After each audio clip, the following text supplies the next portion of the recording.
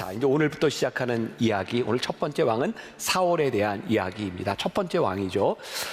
끝까지 자리를, 있어야 할 자리에 있으면 좋겠다. 끝까지 있어야 될 자리를 지키라는 이야기를 하려고 합니다. 2026년 만나교회 전체 주제가 뭔가요? 없구나. 네. 믿음 안에 stand firm. 믿음 안에 굳게 서는 게 뭘까 생각해 보니까 우리의 믿음의 자리를 지키면 우리들이 믿음 안에 굳게 서겠다라는 생각이 듭니다. 그래서 이제 14명의 왕, 마지막은 이제 종합하는 그런 말씀을 나누게 될 텐데, 이 14명의 왕을 통해서 우리들이 있어야 될 자리는 어딘가, 이런 믿음에 대한 생각을 하게 됩니다. 제가 이 설교 원고는 굉장히 오래전에 준비를 해놨는데, 제가 설교를 할 때 그런 경험들을 종종 해. 하나님이 기가 막히게 이때를 위해서 준비를 해놓으시는구나. 제가 지난주에 영화를 하나 봤습니다. 왕가 사는 남자. 근데 이 왕가 사는 남자를 보면서 왕들의 이야기, 하나님께서 그 영화를 보고 여러분들에게 뭔가 메시지를 주시지 않을까. 영화를 보는데 사실 재밌었어요. 근데 중간에 제가 너무 피곤해서 좀 졸았어요. 그리고 이제 일어나서 영화를 계속 보는데 맨 마지막 끝날 때 엔딩 크레딧에 이렇게 몇 가지 역사에 대한 글이 나오는데, 이 중에 아마 4분의 1 정도는 이제 봤을 것 같아요. 눈물이 왈칵 나오더라고요. 그런 글이었어요. 조선 후기 현종실록에 노산군이 해를 당했을 때, 노산군은 단종입니다. 해를 당했을 때 시신을 거두어주는 사람이 아무도 없었는데 그 고을의 향리 엄흥도가 가서 곡하고 스스로 관각을 마련하여 거두어 묻었다. 엄흥도는 후에 충의공 시호를 받습니다. 그리고 시신을 수습한 대가로 일가가 고통을 받기도 합니다. 엄흥도는 이런 말을 합니다. 의로운 일을 하고 화를 당하는 것은 마음에 달게 여기는 바요, 두려워하는 바가 아니다. 단종과의 그런 관계를, 물론 조금 이제 영화적으로 각색하기 있었겠지만, 저에게 이 영화가 정말 힘있게 다가온 것은 영화가 아니라 바로 이 역사의 기록이었어요. 그리고 제가 오늘 말씀을 시작하면, 하나님, 이 성경 안에 기록된 이 역사의 이야기, 하나님의 이야기가 우리들에게 꽉 마음에 각인됐으면 좋겠습니다. 이 왕들의 이야기를 통하여 우리의 믿음을 생각하면 좋겠습니다. 그래서 하나님이 영화를 이때 개봉하게 하셨구나 라는 생각을 해요. 좋은 영화입니다. 보셔도 좋을 것 같아요. 그리고 우리 교회 권사님이 투자한 또 영화니까 보면 또 여러 가지 유익할 것 같아요. 자, 믿음 안에서 신앙인의 삶을 살아간다고 하는 것, 우리가요 믿음의 삶을, 믿음의 자리를 지키면 사람들이 우리에게 뭐라고 하는지 얘기해서요, 저 사람 참 레디컬하다. 참 신기합니다. 우리는 믿음으로 살아가는데 왜 세상은 우리를 향해 레디컬하다고 말을 할까? 또한 세상뿐만 아니라 우리 믿음의 공동체 안에서도 진짜 믿음의 자리를 지키는 사람을 보면 그 사람 참 레디컬하다, 이렇게 말을 합니다. 제 마음의 소원이 하나 있다면, 우리 교회와 우리 성도들이 이 세상에서 뿐만 아니라 그리스도인 사이에서도 레디컬하다, 이런 말을 들으면 참 좋겠다. 가끔 제가 후배 목회자들에게, 또 교인들에게도 이런 얘기를 들을 때가 있어요. 목사님, 꼭 그렇게까지 해야 되나요? 저는 그런 얘기를 들으면 참 좋아요. 내가 그렇게까지 해야 되는 이유가 있다면 나는 참 이렇게 괜찮게 살아가는 사람이다.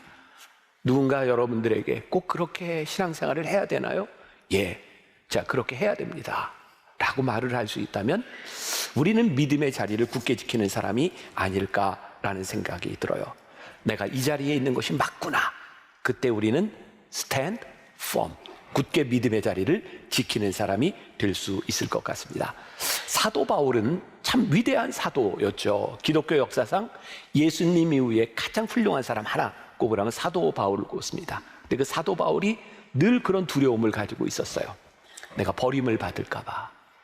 평생을 사도로 살아가다가 버림을 받는 것에 대한 두려움. 근데 성경에는 이 버림을 받을까 봐라는 이 말을 영어 단어로 disqualified라는 말을 쓰고 있어요.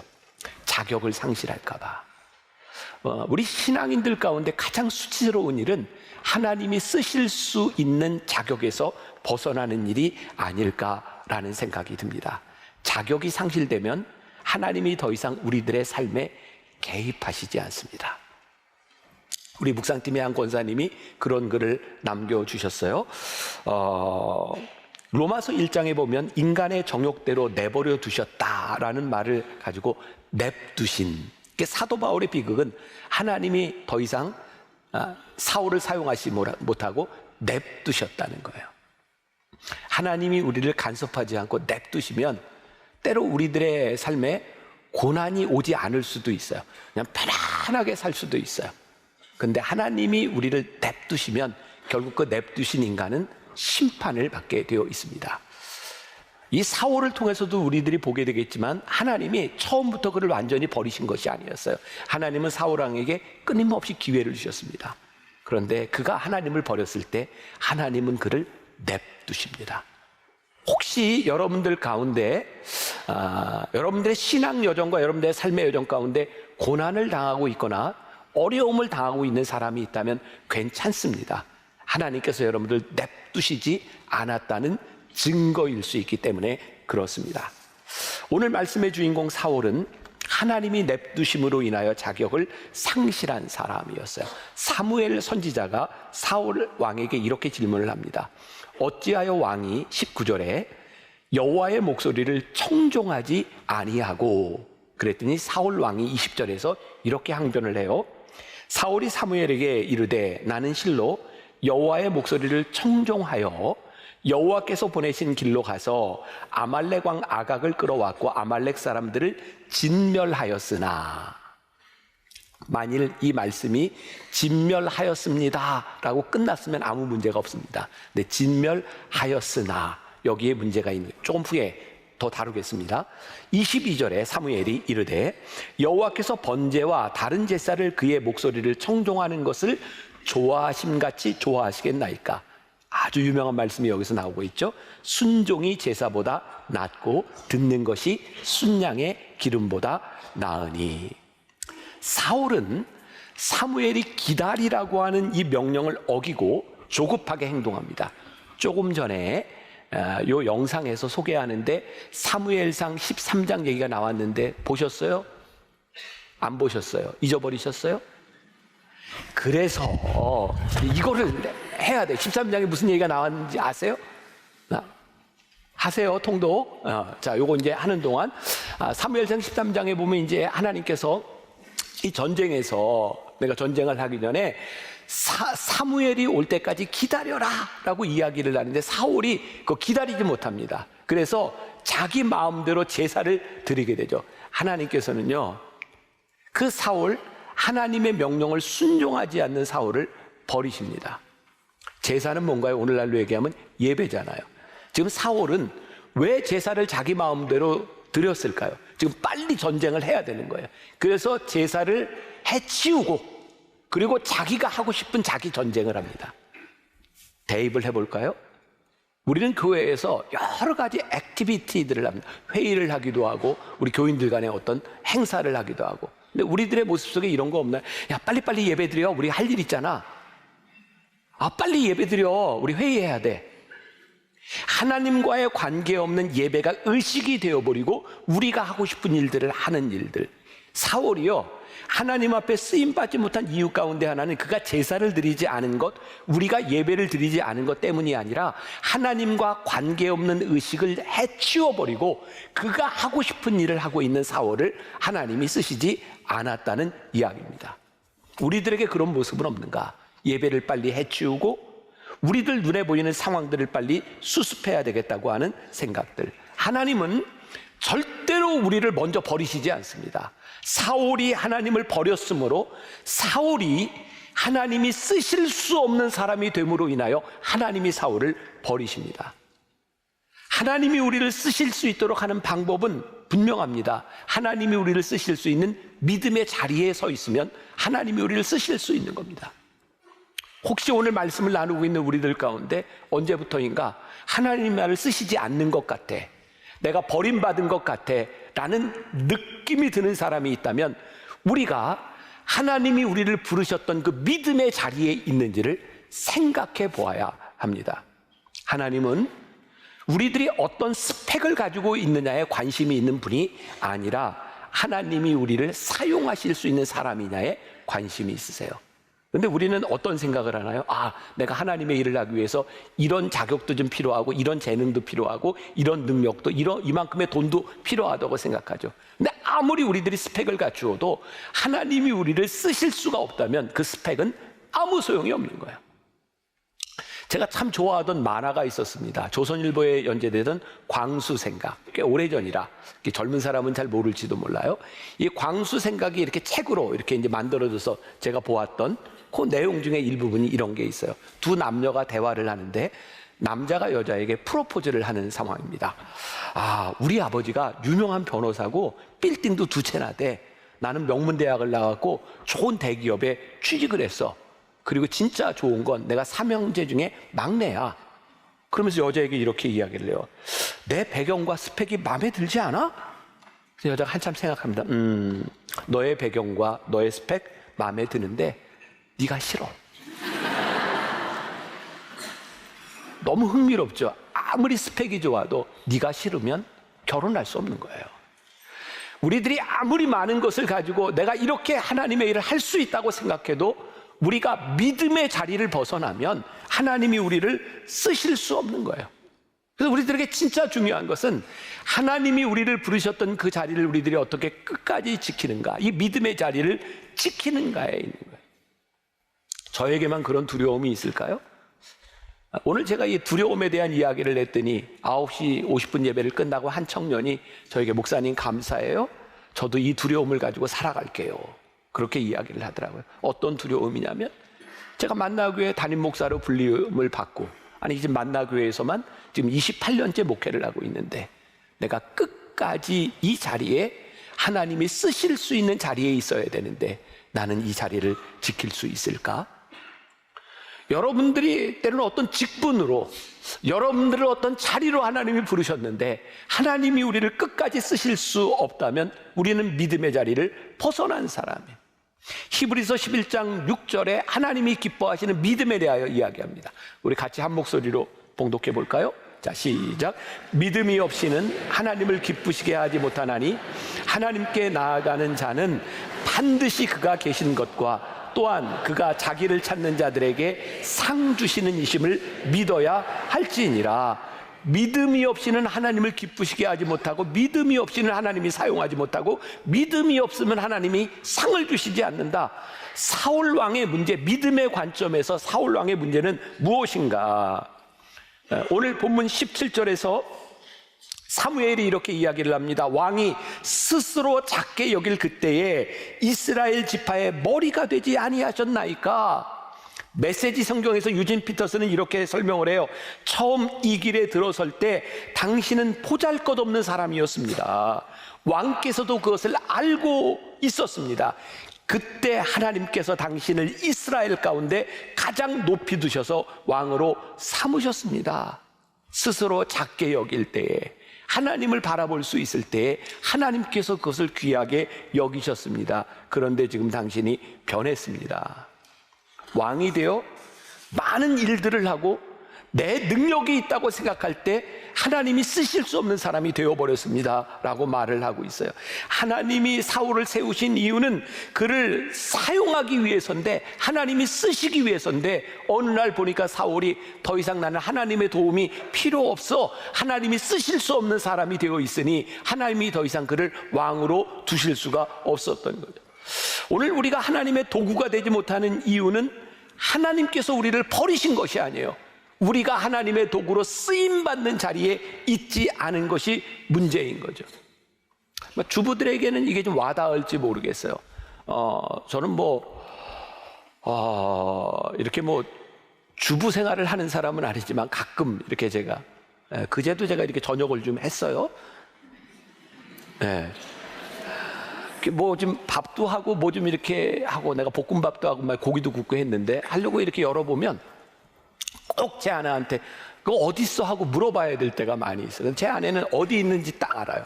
왜냐하면 꼭 필요한 자리에 이렇게 딱 꽂아놓고 있습니다. 그런 상상을 해요. 제가 이렇게 때때로 가위도 필요하고 집게도 필요하고 이렇게 뒤집는 뒤집게 이런 거 필요한데 내가 있어야 될 자리에 없으면 그걸 쓸 수가 없는 거예요. 전 그런 상상이 들더라고요. 이 주방을 사용하는 주부들도 자기가 써야 될 곳에 용품이 있어야 쓰는데, 하나님이 우리를 쓰시겠다고 부르는 우리들의 인생이 그 자리에 있지 아니하면 하나님이 우리를 어떻게 쓰시겠는가? 모두를 동일하게 부르시지는 않았어요. 우리를 어떤 자리로 부르셨는지 모르지만 우리를 부르셨던 그 자리에 하나님이 우리를 쓰실 수 있도록 우리가 그 자리를 지키고 있는가? 오늘 우리가 읽은 본문 말씀 21절에 보니까 사울이 대답하여 이르되 나는 이스라엘 지파의 가장 죄송해요. 사무엘상 9장 21절이에요. 사울이 대답하여 이르되 나는 이스라엘 지파의 가장 작은 지파 베냐민 사람이 아니니까 또 나의 가족은 베냐민 지파 모든 가족 중에 가장 미약하지 아니하니까 당신이 어찌하여 내게 이같이 말씀하시나이까 하니, 바로 이런 사울의 모습을 하나님이 쓰셨다. 사울이 살아온 삶의 흔적이 있어요. 참 흥미롭죠? 우리들의 삶의 흔적. 우리들의 삶은 하나의 사건으로 규정되는 것이 아니라 우리들의 삶의 전체 흔적을 통하여 우리들이 어떤 사람인지가 드러나는 거예요. 어떤 사람이 승리하는 사람일까요? 삶의 흔적이 괜찮은 사람이에요. 한 번의 사건이 아니라, 한 번의 은혜를 받았던 것이 아니라 어떻게 우리들의 삶을 이 인생 가운데 그대로 이어갈 수 있는가? 오늘 제가 이런 부제를 하나 달았어요. 하나님을 앞서지 마라. 그래야 하나님이 우리를 쓰실 수 있다. 사무엘상 15장은 사울이 아말렉과의 전쟁에서 승리하고 난 이후에 하나님께서 그를 버리신 이유를 보여주고 있어요. 10절, 11절, 12절 제가 읽어드립니다. 여호와의 말씀이 사무엘에게 임하니라. 이르시되 내가 사울을 왕으로 세운 것을 후회하노니 그가 돌이켜서 나를 따르지 아니하며 내 명령을 행하지 아니하였음이니라 하신지라. 사무엘이 근심하여 온 밤을 여호와께 부르짖으니라. 사무엘이 사울을 만나려고 아침에 일찍이 일어났더니 어떤 사람이 사무엘에게 말하여 이르되 사울이 갈멜에 이르러 자기를 위하여 기념비를 세우고 발길을 돌려 길갈로 내려갔다 하는지라. 성경에는 두 가지의 기념비가 존재합니다. 오늘 사울이 자기를 위해 세운 기념비는 자기를 드러내는 기념비고, 대표적으로 길갈에 이스라엘 백성들이 처음 가나안 땅에 들어가기 위하여 요단강을 건너고 난 후에 요단강이 갈라지고 하나님께서 기념비를 세우라고 말씀하시죠. 각 지파의 돌을 하나하나 들어다가 쌓고 기념비를 세우며 하나님이 이렇게 말씀합니다. 나중에 너희 후손들이 이게 무엇냐고 묻거든 하나님께서 너희로 하여금 이 강을 건너게 하신 하나님의 역사를 알게 하라. 기념비가 무엇을 알게 하라? 하나님이 행하시는 일을 알게 하라. 그런데 하나님이 행하시는 일을 위한 기념비를 세우면 하나님을 생각하고 하나님이 쓰실 수 있는 사람이 되는데, 내가 하나님의 흔적을 지우고 내 영광을 나타내게 되면 하나님이 쓰실 수 없는 사람이 되는 거예요. 하나님이 사울왕을 버리신 이유, 그가 하나님의 흔적을 지우고 자기를 위하여 기념비를 세웠더니 하나님이 그를 쓰실 수가 없게 된 거예요. 혹시 저와 여러분들은 하나님을 믿는 우리의 인생, 우리들의 삶 가운데서 내 흔적을 드러내려는 사람들인가, 아니면 하나님의 흔적을 지우고 하나님을 혹은 드러내려는 사람들인가? 제가 지난주에 두 개의 모임이 있었습니다. 제가 스스로 그냥 섬뜩하다고 느꼈어요. 왜냐하면 이렇게 모임에서 이렇게 이야기를 하는데 어느 순간에 보니까 제가 말을 참 많이 하고 있더라고요. 내가 왜 이렇게 말을 많이 하지? 그리고 저녁에 이제 한 사람씩 마이크를 잡고 이렇게 돌아가면서 이야기를 하는데, 제가 마이크를 잡고 이렇게 얘기했습니다. 제가 말을 너무 많이 했습니다. 저는 패스. 그리고 다른 사람에게 마이크를 그냥 넘겨줬어요. 다른 사람들은 어떻게 생각했는지 모르지만 제가 무섭더라고요.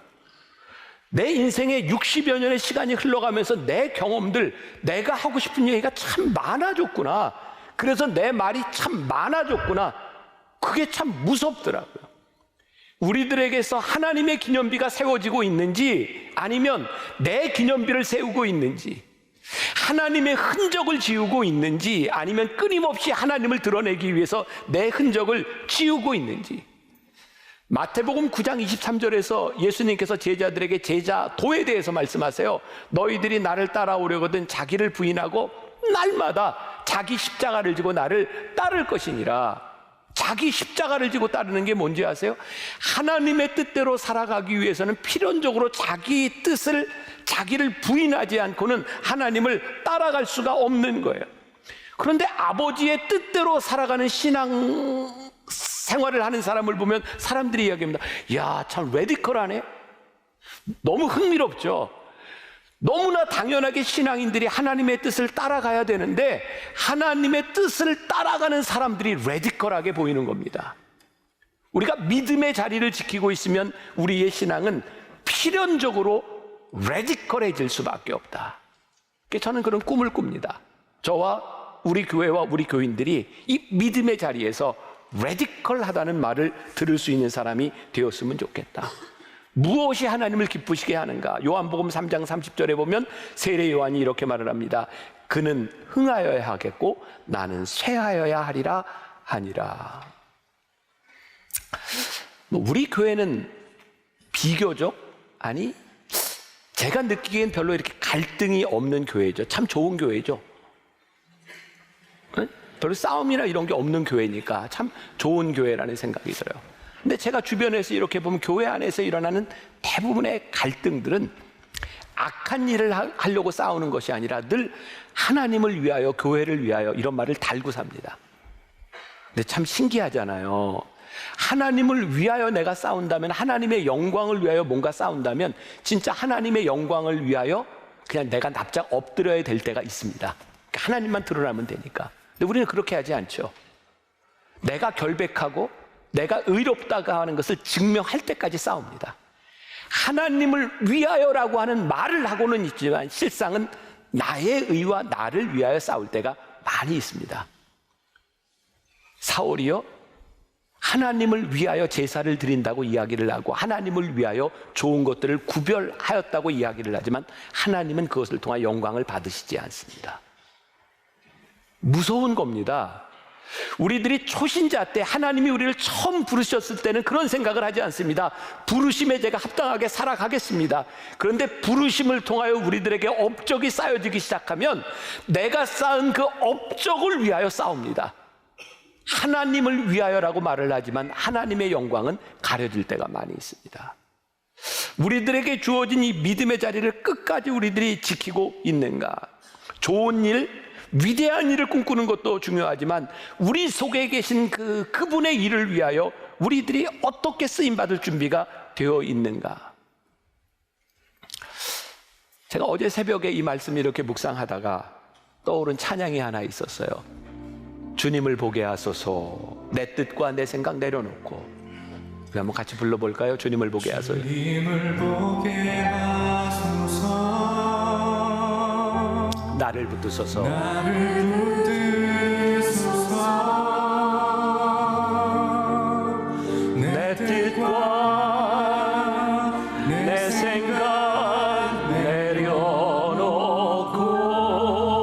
주님 앞에 나 엎드려, 주님 앞에 나 엎드려 주의 음성 나를 부르실 때 믿음으로 걸어. 주님을 보게 하소서. 주님을 보게 하소서. 나를 붙드소서. 나를 붙드소서. 내 뜻과 내 생각 내려놓고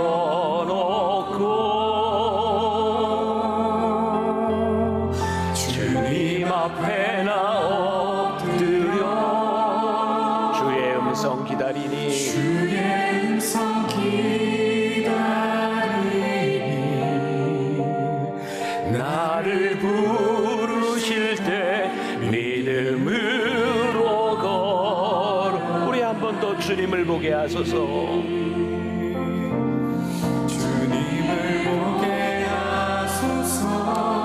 나를 붙드소서. 나를 붙드소서.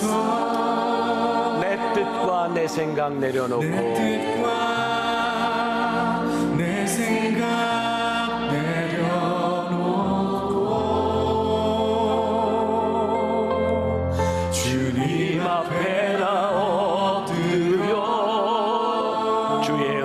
기다리니 주의 음성 기다리니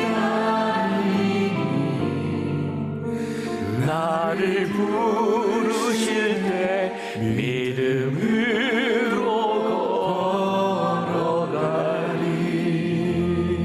나를 부르실 때 믿음으로 걸어가리. 내 뜻과 내 생각 내려놓고 주의 음성 기다리니 나를 부르실 때 믿음으로 걸어가리. 우리가 믿음으로 살아간다고 하는 것은 하나님이 우리를 쓰실 수 있도록 하나님의 음성을 들어야 하는데, 자, 사울의 문제 21절. 다만 백성이 그 마땅히 멸할 것 중에서 가장 좋은 것으로 길갈에서 당신의 하나님 여호와께 제사하려고 양과 소를 끌어왔나이다 하는지라. 제가 9시 50분 예배 때 갑자기 성경을 보는데 제가 생각하지 못했던 게 이게 눈에 확 들어왔어요. 당신의 하나님 여호와가, 사울 왕에게 하나님이 더 이상 나의 하나님이 아니구나. 당신의 하나님이 좋아하시는 거. 하나님이 더 이상 인격적이지도 않고 그와 별로 상관이 없어요.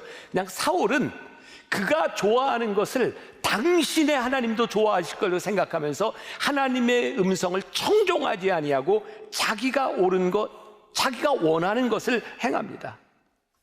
하나님이 주시는 것을 붙잡지 아니하고 내가 원하는 것, 이거 붙잡으면 되겠다 생각하는 이 붙잡음이 얼마나 위험한 일인지 몰라요. 그럼 우리들의 삶에 돈, 물질이 얼마나 중요한 일입니까? 그러나 우리의 물질의 풍성함이 돈으로만 다 해결되는 것이겠습니까?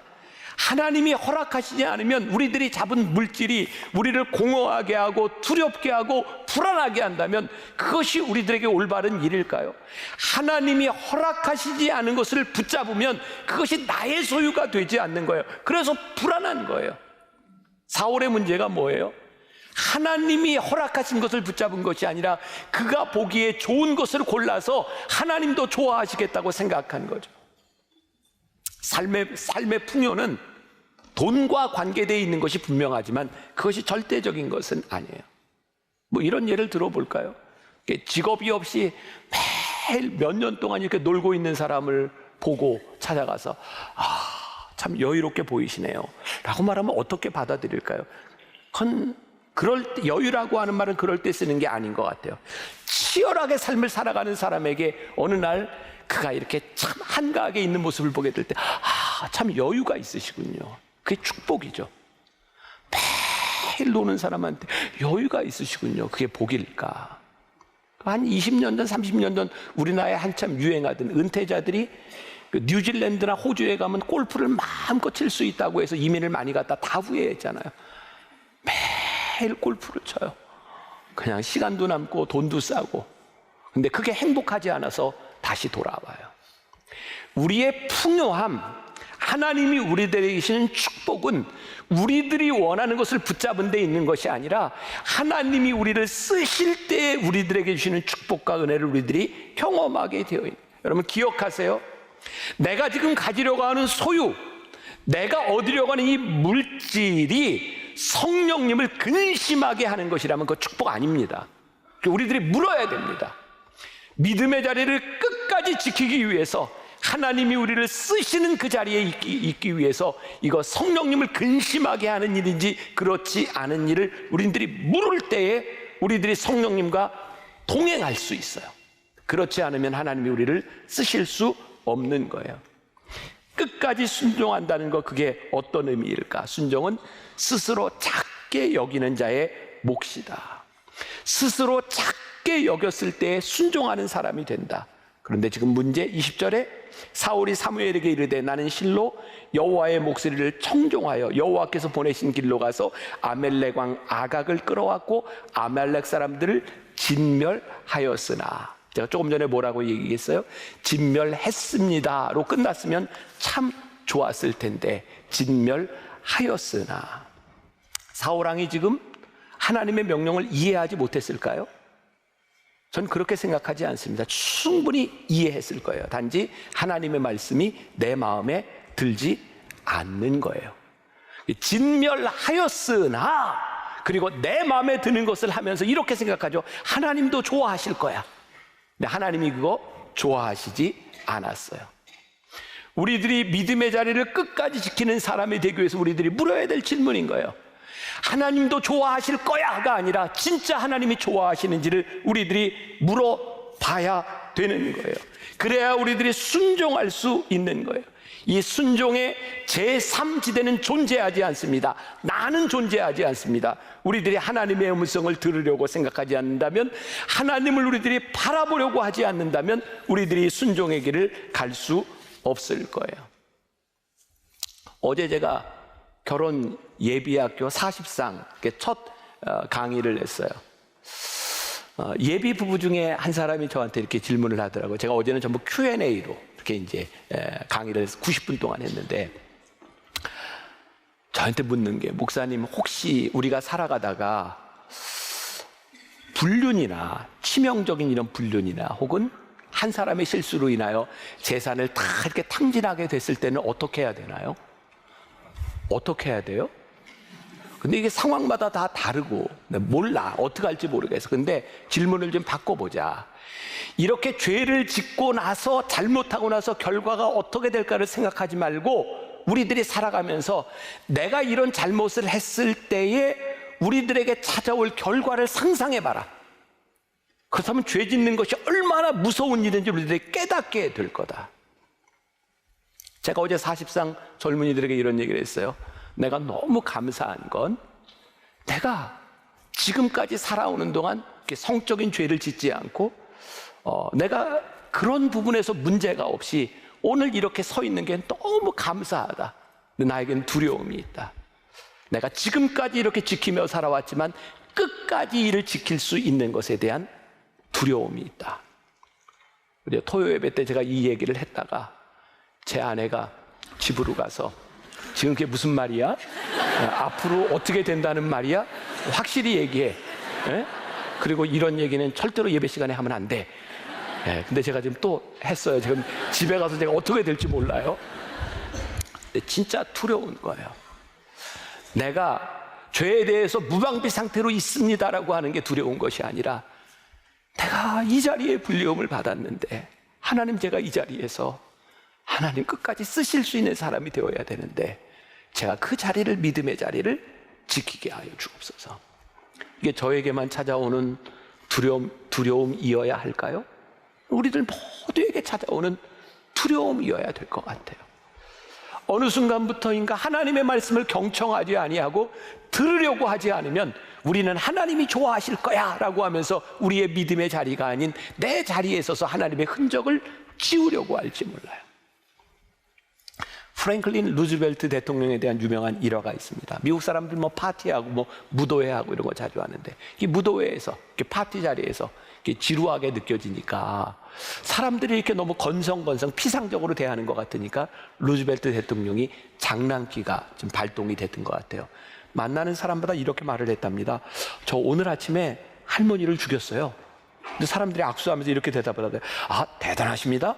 아, 정말 정이 많으시군요. 앞으로도 그렇게 하세요. 이렇게 대답을 해요. 안 들었다는 얘기예요.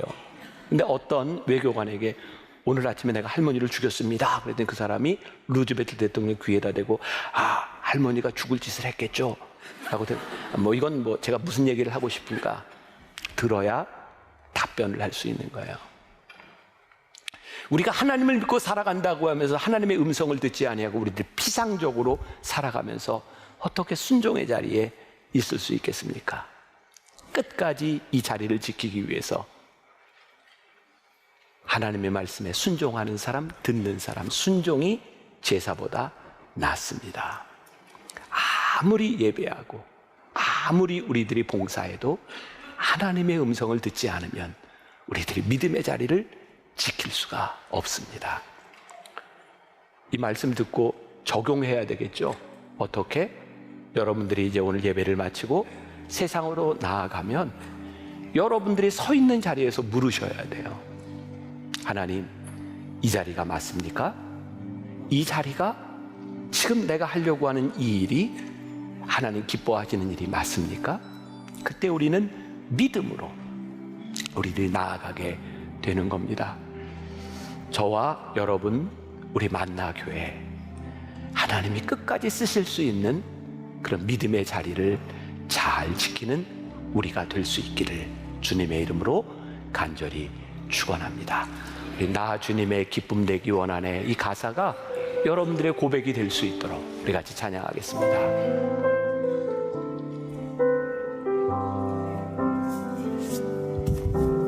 나 주님의 기쁨 되기 원하네. 내 마음을 새롭게 하소서. 새 무대가 되게 하여 주사.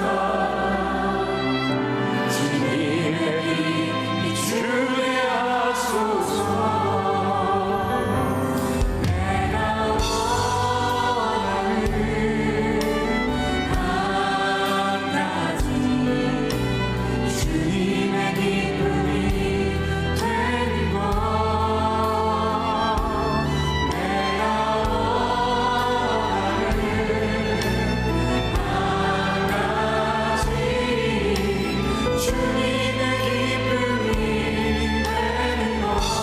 겸손히 내 마음 드립니다.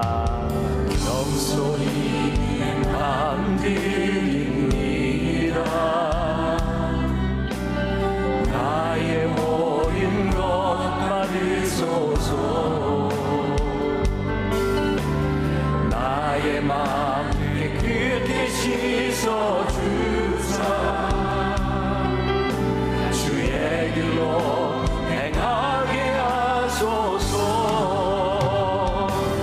내가 원하는 한 가지, 주님의 기쁨이 되는 것.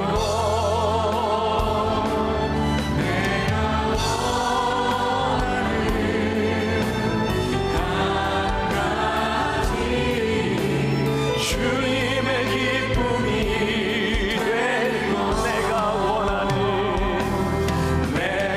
원하는 한 가지, 주님의 기쁨이 되는 것. 내가 원하는 한 가지, 주님의 기쁨이. 주님을 보게 하소서. 주님을 보게 하소서. 나를 붙드소서. 내 뜻과 내 생각,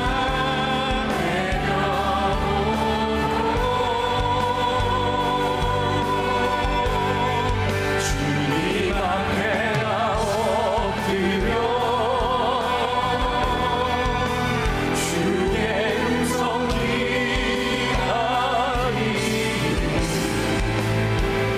나를 부르실 때 믿음으로 주님을 보게 하소서. 주님을 보게 하소서. 나를 붙드소서. 나를 붙드소서. 내 뜻과 내 생각 내려놓고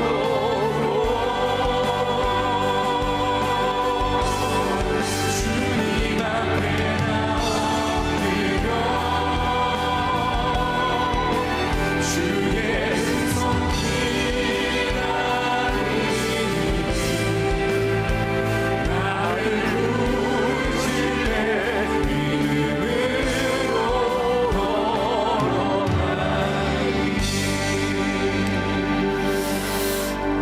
하나님, 우리들에게 두려운 마음이 있습니다. 하나님, 우리를 불러주셨는데, 우리를 세워주셨는데, 어느 날 우리들이 하나님 앞에 자격 없는 사람이 될까봐 두렵습니다.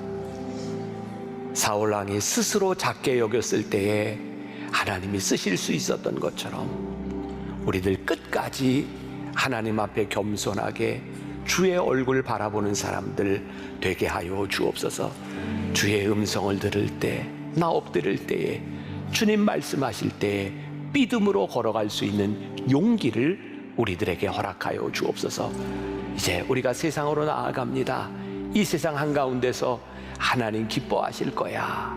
나를 정당화하는 일이 아니라 진짜 하나님이 기뻐하시는, 성령님을 근심시키지 않는 그런 인생을 살아가는 우리들 되게 하여 주옵소서.